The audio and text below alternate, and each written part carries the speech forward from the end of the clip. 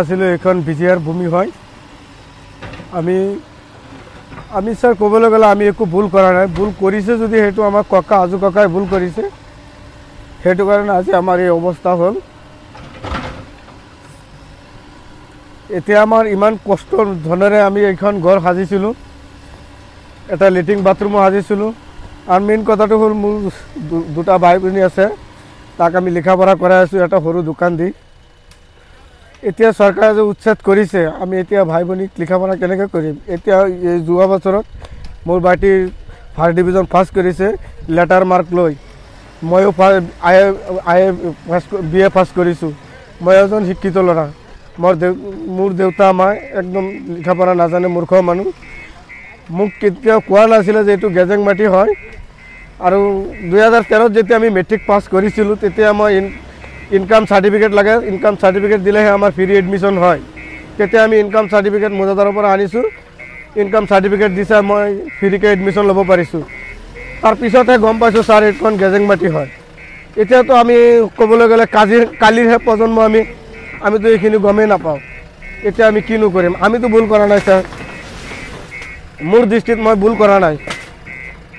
চৰকাৰী ভূমিটো বেদখল কৰিব নালাগিছিল? নাই, সেইটো একেবাৰে ভুল। চৰকাৰী মাটি বেদখল কৰিব নালাগিছিল, কিন্তু আমাৰ প্ৰজন্মততো আমি কৰা নাই ছাৰ। আমাক কেলে শাস্তি দিছে চৰকাৰে? কেলে আমাক শাস্তি দিছে? আমি কি কল ভাৰতৰ নহয় নেকি?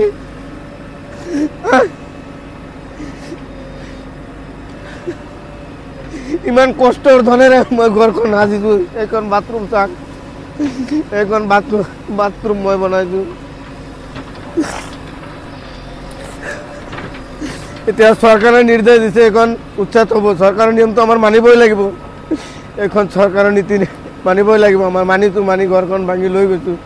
এতিয়া ছাৰ আমি ক'ত যাম? আমিতো ভুল কৰা নাই নহয়, আমি ভুল কৰিছোঁ, ভুল কৰা নাই নহয়। ভুল কৰিলে আমাৰ ককা আজু ককাই কৰিছোঁ। সেইটো এতিয়া আমাৰ এতিয়া ভুগিব লগা হৈছে। এতিয়া কি কৰিম ছাৰ? আৰু এনে দুখৰ মাজত মানুহে কৈ থাকে আমি সন্দেহযুক্ত। আমি কেনেকৈ সন্দেহযুক্ত হ'লোঁ ছাৰ? মোৰ ককা আজু ককা আজি প্ৰায় 110 বছৰত এইখন লখিমপুৰতে বসবাস কৰি আছে। মই কেনেকৈ বাংলাদেশী হ'ম? মই কেনেকৈ সন্দেহযুক্ত হ'ম? মই এইবিলাক বাংলাদেশী সন্দেহযুক্ত মই বুজিয়েই নাপাওঁ। মই একজন অসমীয়া ল'ৰা, মই অসমীয়া মাধ্যমত লিখা পঢ়া কৰিছোঁ। মোৰ ভাইটিৰ ভণ্টিক এইখন অসমতে লিখা পঢ়া কৰি আছোঁ।